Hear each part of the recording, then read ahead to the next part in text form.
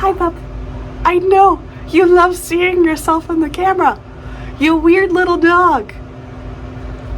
She likes watching TikToks with me too. It's her favorite thing to do is to see like people and animals on the cell phone, and I don't know, like, she's so smart. She's the only one of our 3 dogs that's like fascinated by what's going on, like on the computer screen and the television screen. She's like, look at her, she's mesmerized. You good? Have you seen it? Do you understand that that's you?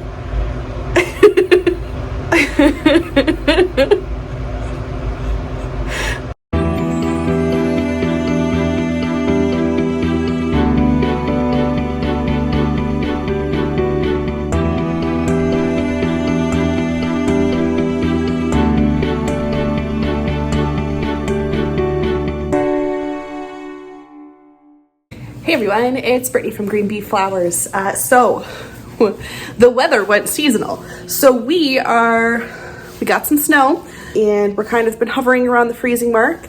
So I'm actually headed out to the back greenhouse right now to check and see how the seedlings fared that I stuck out there last week. When my weather thing on my phone did not say it was going to get as cold as it did, and we were not expecting to get the snow that we did. It's mostly melted now, but the temperatures are supposed to hover kind of around that like freezing mark over the next couple days. So Nick is going to go out and hook a heater up into the small greenhouse. I'm gonna go out and check on our cool hardy seedlings to see how they did. And also I need to grab a crate because there are some tulips in the basement. The dog. There's tulips in the basement that we're gonna need to harvest today. So Annie, the flumpy, we call her, because she just is flumpy. She is about she's an 11-month-old Bernese Doodle cross. She was gifted to our family, actually for Joseph, from the local Children's Health Foundation. The goal for her was actually to send her to obedience school and then to train her as a service dog.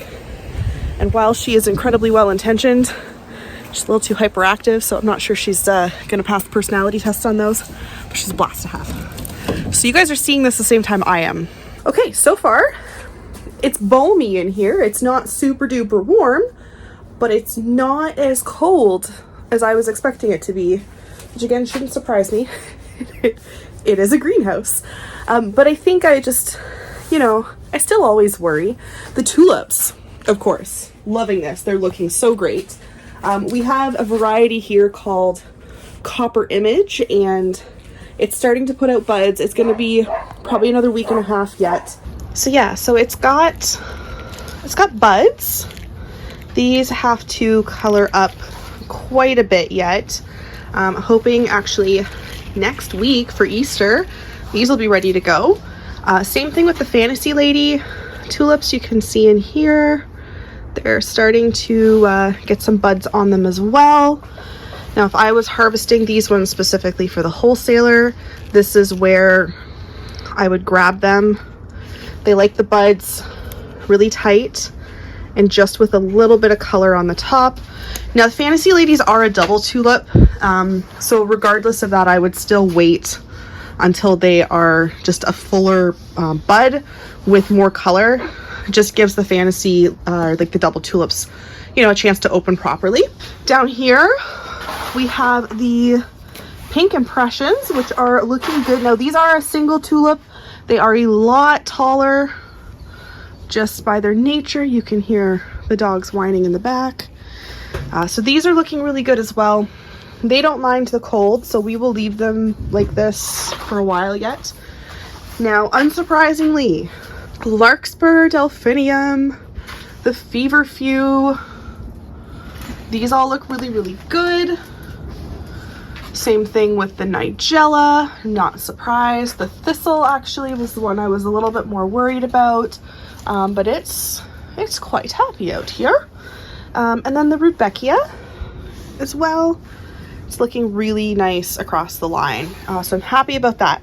Okay, so now the moment we've been waiting for. Did the Snapdragons survive? And the answer is they did. So these guys have actually put on a decent amount of growth over the last couple days. Some of the ones like back in here are still, they're struggling a little bit, but they were a lot smaller as well when I potted them up.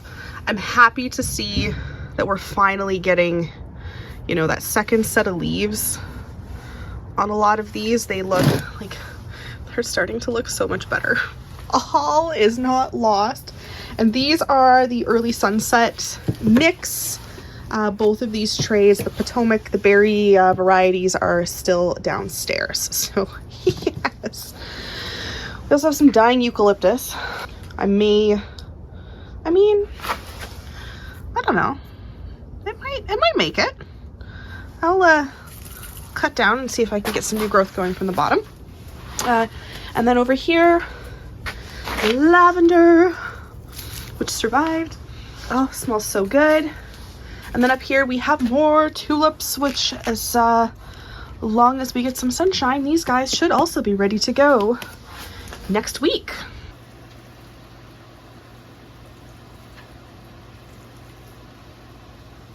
The round hoop house is obviously much warmer. We do have the diesel heater in here. So this is where we have most of our eucalyptus. This is the euc that I'm hoping we're going to be planting into an additional heated hoop house out at the Old Drive farm. I've talked on here before about how I think it would be super cool to have like year-round eucalyptus. Now, that said, a lot of these are outgrowing their containers. Eucalyptus is a tree, right? So we got to get those into a proper greenhouse. Over on the ground here, we have more nigella, some larkspur, bells of Ireland, which actually looked like more of them have germinated since being in here, because the bells of Ireland, of course, like that cold stratification period. And then I also have a tray of delphinium right there where my foot is. So these are all going to be going in. The hope is actually this week. At the Old Drive plot, the delphinium needs to go into the ground, so we're actually going to give that a few more weeks here in the heated greenhouse. But the nigella and the larkspur are ready to be planted this week. You might be able to hear the sirens in the background.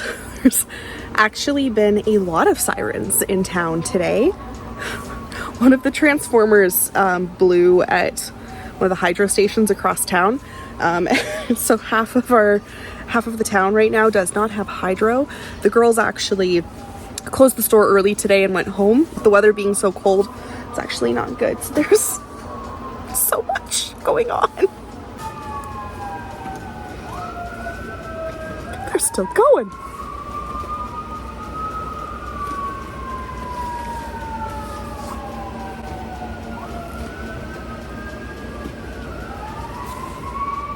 So we're out at the main farm now. Just wanted to come and check on stuff. I'm sure it's fine. Honestly, everything's fine. Oh yeah, look at this.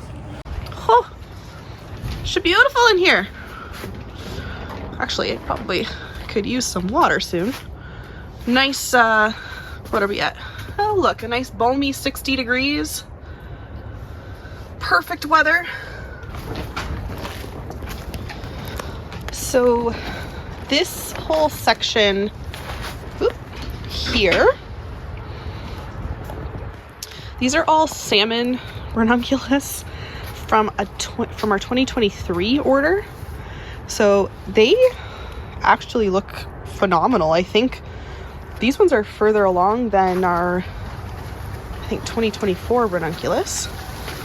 Oh no, these ones are the salmons. These are the whites. Sorry. This section is all whites. This section is all salmon. They look awesome. Like they're a full year old already. We just left the corms in the basement and they did their thing. And you can absolutely save corms that you didn't use the year before and restart them for the following year. Now this is the larkspur that we put in 2 weeks ago. it has acclimated beautifully. There's lots of new growth starting. A couple more weeks and these will be filling out really nicely. Expecting that we'll probably see blooms, oh, let's say sometime probably mid to end of May. Perfect to go with our subscriptions. The anemones, goodness, they're loving this weather. They've really filled out since I was at the greenhouse last week, and I'm really happy to see that. We should be seeing buds starting very, very soon. Just so impressed. Look at how great these leaves look. Oh, they're so nice. And I'm checking too all the time for aphids. I'll have ladybugs coming in within the next probably 2 to 3 weeks. Just once this cold snaps over, we'll get them into the greenhouse as well. These are looking so good.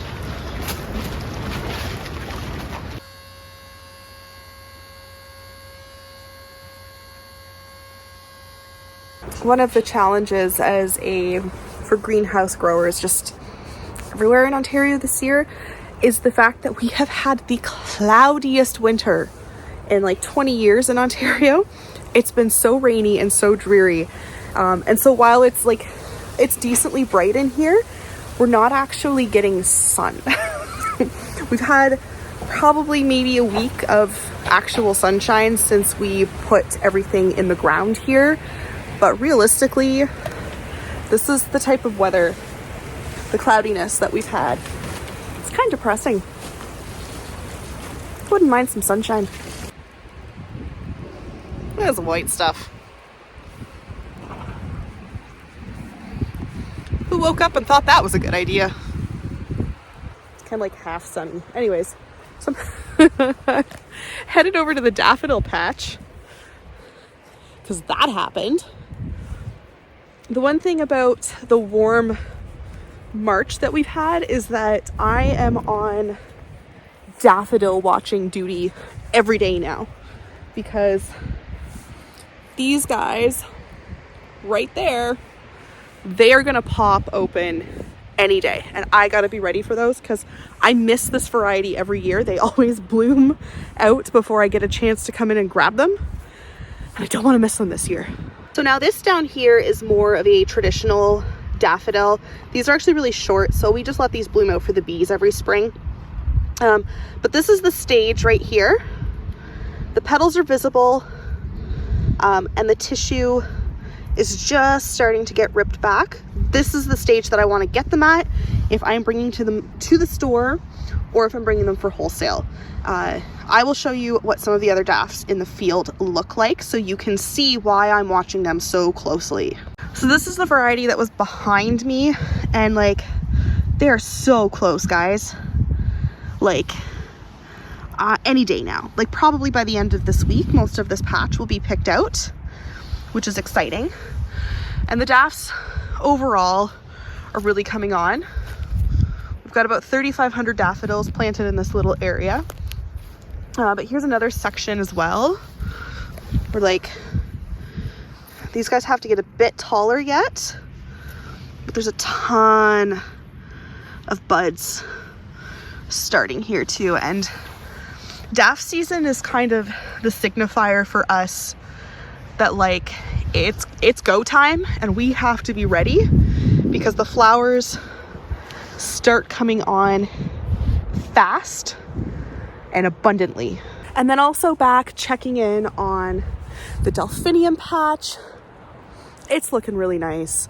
There still are so many buds that are popping up here through the soil that weren't here last week. So I'm really happy to see that these recovered after the onslaught of foxglove that was in this section like a couple weeks ago.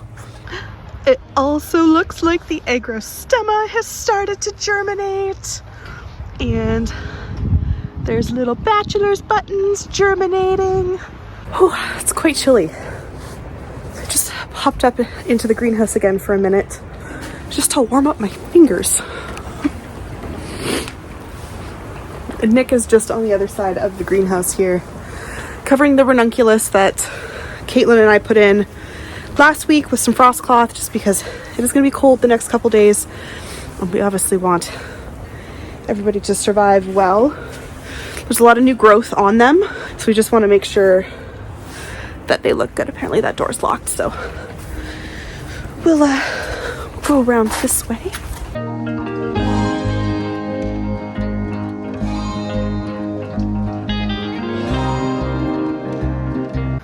So this row was all planted with ranunculus. Honestly, they don't look too bad.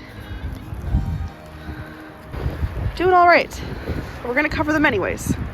So there's a bunch here, and then I think she finished planting up to this first section here. And then on the opposite side, we will have anemones in there next week. They are still pre-sprouting in the greenhouse behind me.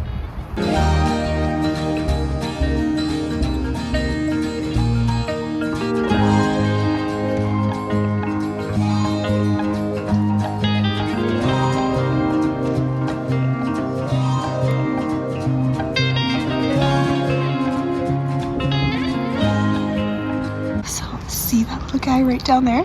I may not even need to order the ladybugs. Hello, friend. Oh, I'm so happy to see that there is ladybugs in here. That's great. The one thing about ranunculus and anemones, aphids love them. So you either have to use some sort of spray, order like natural predators, so things like ladybugs. Of course, if you do plan to do that, make sure you get some that are bred specifically for that. You don't want harvested ladybugs, you want bred ones. The aphids, like, they love ranunculus and anemones, and we do have aphids in the greenhouse at home. So actually Nick is just grabbing the sprayer too. We use Safers at the home greenhouse because it's a natural, like, soap insecticide as opposed to like a chemical insecticide. And we do eventually want to use that greenhouse to be able to grow things like tomatoes and things like that again in it, because, you know, self-sustainability.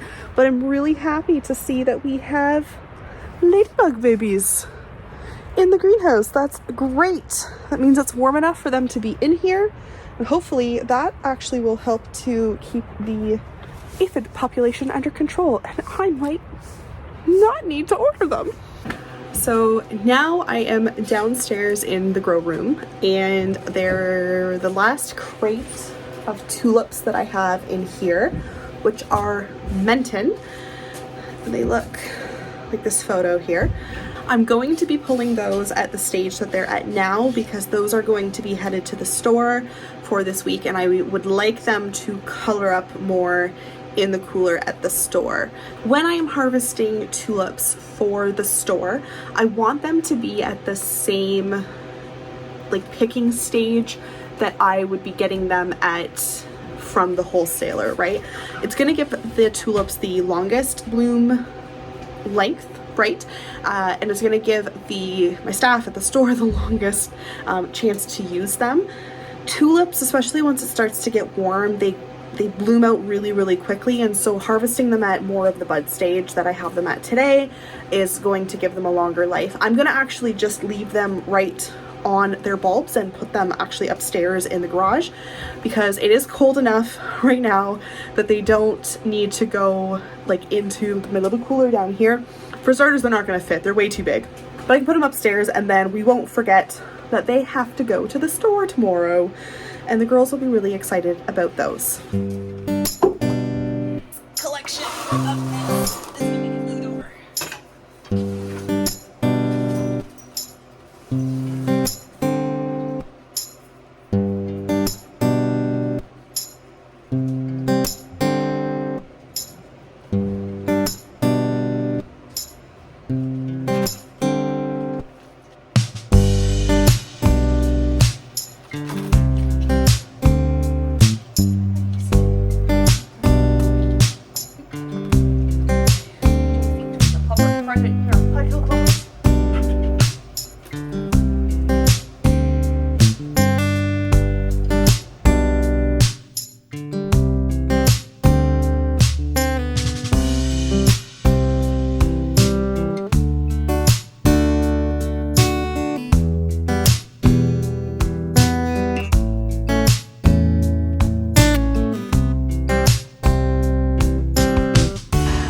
kick the poor girl out so that I could finish this video. Anyways, so I've got a good half crate of tulips here. Probably about 25 Menton tulips. Feels good. It feels so good to be in the flower season. I can't wait. It's gonna be earlier next year. It's gonna be more next year. And as we keep finding more outlets to sell at too, I just think it's going to increase the capacity that we're able to grow and accomplish. And local flowers are super cool. Just flower farming it's so cool. It's such a crazy thing that like this is the job that I get to do with my life. So yeah. Also, for those of you looking for an update on the indoor snapdragons, they have recovered beautifully. So I do think the issue was just that they didn't have enough room for their roots to grow out in the soil blocks. I think the soil blocks were just a little too compact for them. So once they sprout now, from like now on, especially like just with the recipes we have going on this year, I'm going to try and pot them up. We do like 2 soil blocks in one cell. And we'll pot those up into here. It'll just give them a much more stable growing environment like throughout the rest of the season. And since snapdragons are fairly cold hardy, these will actually go in the ground before our last frost here, so they don't have to spend much more than 6 weeks in these seed cells. And I just want to show you over here too, like our feverfew this year. So this is Snowball. We have grown this in the past. It's a beautiful, beautiful feverfew this year. Like it looks so good. I'm supposed to be going out into the field in the next couple weeks, and then I have more feverfew up here. Don't worry, there's nothing in those last ones. It's not you, it's me. And then this week I do actually have to start up potting more trays of feverfew that we're gonna need to go into bigger cells for them to continue growing. But it's looking really good down here now that we've moved a lot of the spring stuff into the greenhouses. It's made a lot more room. My Lisianthus it's doing all right. This is the first year we've grown Lisianthus from seed, and I'm not upset about it. I do have some plugs of Lizzie coming just as a backup, but I mean, it was worth trying. I'm not upset. So we're gonna roll with it. I do have a second succession of campanula in here that I'm hoping to put that outside. And then this Buplurum, I potted this up last week, and it was much happier as well. So it's nice to see. It's nice to see the things coming to life and staying alive. I think that's always a goal when you're a flower farmer. It's you have a lot of seeds compacted into a very, very small area, right? Like there's thousands of seedlings in our basement at the moment, and it can be a lot and it can be overwhelming. But you got to stay on top of watering, keep the humidity levels like fairly even. We have 2 windows, so one here. This goes out into our garage, and then on the far end we have another one. When it gets too warm in here, we open those up for a cross breeze. We always have lots of fans going on in the grow room as well. So I think that's it for today's video. We did a lot today, so go us. Things are surviving, things are looking good. We're happy to see it. I hope you enjoyed this video. If you have any questions or comments, drop them below. Of course, if you liked this video, hit the like button. If you would like to subscribe to the channel, please hit that subscription button, because we love to see the channel grow and it's fun to see new subscribers on board. Thank you guys so much for watching. I hope you have a great day. Bye. Can I finish this YouTube video as well?